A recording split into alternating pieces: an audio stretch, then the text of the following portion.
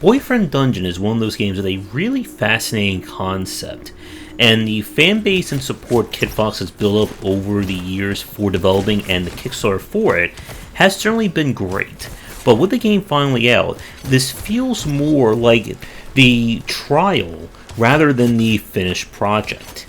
But our story is that we have come to this amazing beach town for the summer and renting a room from our cousin. And we have two goals: to clear out dungeons, or dunge as they're called here, and to hopefully find love or at least friendships. And the game itself is essentially one part visual novel dating sim, one part dungeon crawling action roguelite. And that is certainly a unique combination, to say the least. So the game itself is obviously split between the two gameplay loops. When you're outside the dungeon, you are free to explore the town, go on dates with people, chat with them or text them on your phone, and just take in the local flavor, find new clothing, and so on. When you go into the dungeons, you turn into a hack and slash. The dungeons themselves are on the basic side in terms of their procedural generation. There's only a few enemy types that will show up, and your job is, of course, just to go from floor to floor, with checkpoints set up usually every 3 to 5 floors that you can then return to on a subsequent run. Now, where the dating sim and roguelike design combine is with the weapons that you choose, or shall I say the people, because in this world, the weapons that show up are actually other people who transform into them based on their personalities. And yes, if you think that comes with a Sailor Moon inspired transformation sequence, you are correct. And part of this game is about building relationships with the different people in the town. And the game definitely leans heavily into being very LGBTQ plus inclusive. Now, in terms of whether or not the stories and the characterizations work, that is a little bit beyond my wheelhouse, and instead I'll be focusing more on the general gameplay loops and the roguelite design. But for those of you who do focus on that, I'm curious what you think about the game in the comments below. So, how things work is that by dating and providing gifts to the various people, you'll get to know them more and have more interactions with them. When you raise the bond level with them, not only will this increase their base damage, but it will unlock a unique perk. And each one of the characters has their own perk tree, and their weapons have slightly different feels to them. So, progression is go to the dungeon, get items and materials you need to craft, go hang out with your various friends and weapons, build up their bond levels, grow in power, get further into the dungeon.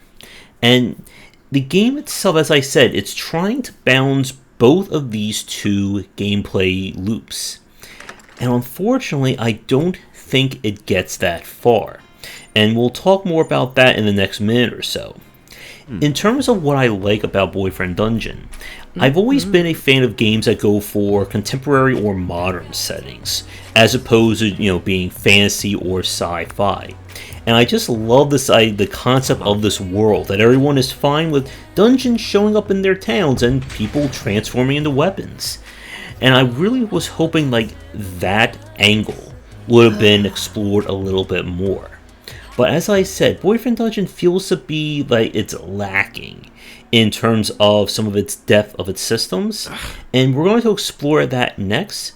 But first, we're going to take a quick break, and as always, if you're interested in my books on design, then be sure to check out my latest offerings. For entry-level students, we have 20 Essential Games to Study, and then the Game Design Deep Dive series that takes an extensive look at different genres, with horror coming by the end of 2021. As I said in the last part, Boyfriend Dungeon is trying to combine two very different systems, and unfortunately, I think we're ending up with kind of a lesser of the experience rather than as a cohesive whole. And like I said, while I can't certainly talk about the characterizations and the story point of view, I can certainly talk about the gameplay loop and the interactions. And this is where I think we have some issues. The visual novel side and the roguelite side feel, I think, a little too divorced from one another. The only real, combine of the two is that when you raise the bond levels up, your weapon becomes stronger and you get a new perk.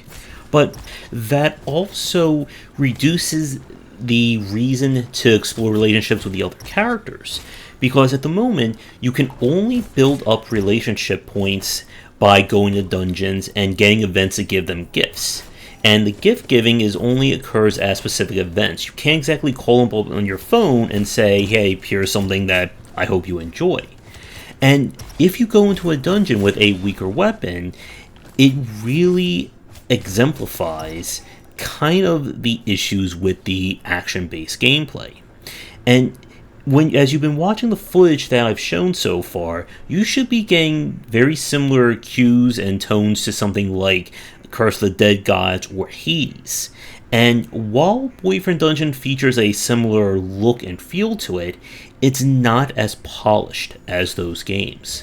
One of the big points is that combat felt very clunky and floaty to me. See, when you're attacking, it always pushes your character forward in the direction of your swings. But it also means it's very easy to kind of push yourself into a group of enemies or into an oncoming projectile. And I don't believe there are any iframes in this game, so if 5 enemies all hit you at the same time, well, that's 5 hits that are going to hurt a lot. And the balance feels very off. There's some rooms I start in and there's 4 or 5 enemies, and then sometimes it just spawns 10 plus enemies. 8 of them are chasing you, a few are spawning bullets, and it feels way too much given this gameplay loop. And I'm not quite sure in terms of the market who Boyfriend Dungeon is really focused on appealing to. Is it for people looking for the visual novel romance side? Is it for people looking for the action roguelike? Because neither system, I feel, is developed enough that it can really be considered the standout star.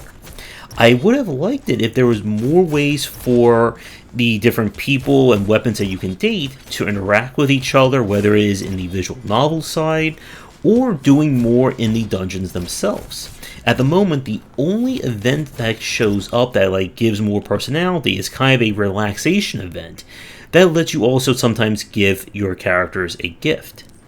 But if you're hoping for more story variants and things like that, the game is unfortunately lacking there as well. At the moment, and again, the game, they have said there are going to be updates to it, but for right now, there's only one major event that occurs midway through the game that you can decide who you take on or you take to that specific point, and that has its own story options.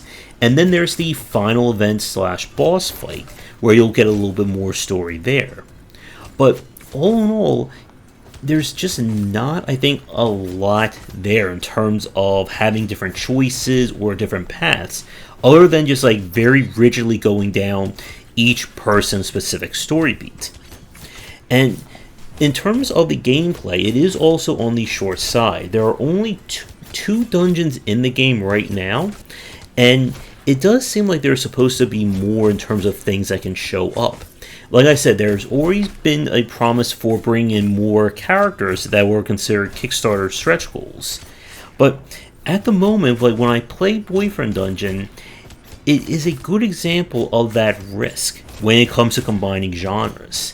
That if the two gameplay loops aren't on point, it can lead to the experience being lesser than the sum of its parts, and I feel that's where Boyfriend Dungeon lies right now.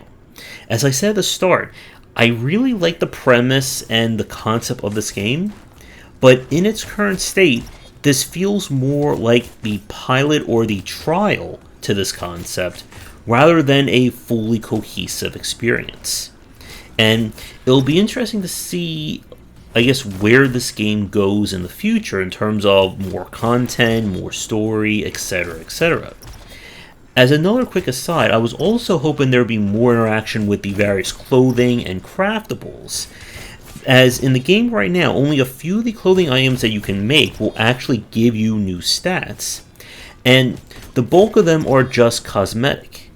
The only kind of quote-unquote spell you get are crafting zines, and they're at least a little bit more in terms of diversity, but they are also limited when you can use them by what you can find. I also ran into a bug using Valerie, where it said that the dodge roll was supposed to cause characters to get confused if you do it near them, and half the time it didn't seem to be proccing. And I don't know if that was part of a mechanic or a bug. So with all that said, Boyfriend Dungeon is an interesting experiment. If you are a fan of Kit Fox and games built around LGBTQ plus inclusivity, then I would say check this one out. But if you're somebody who's looking for either a very well-involved visual novel story or a deep action roguelike or roguelite experience, then you may come away from Boyfriend Dungeon feeling a little disappointed in it. Now, like I said, if the game is continuing to be updated, these issues may be fixed in the future, but I can't, review a game on future possibilities. With all that said, I would like to thank the developers for giving me a press key to check this one out. I'll include an interview that I did with Tanya in the description down below. And if you are working on a game that you'd like me to check out for a future video and stream, please get in touch. Be sure to visit our Discord and Patreon, do all that liking and subscribing, and come back for daily discussions on game design here and on game wisdom, where some of the art and science of games. Until next time, this has been Boyfriend Dungeon, and take care.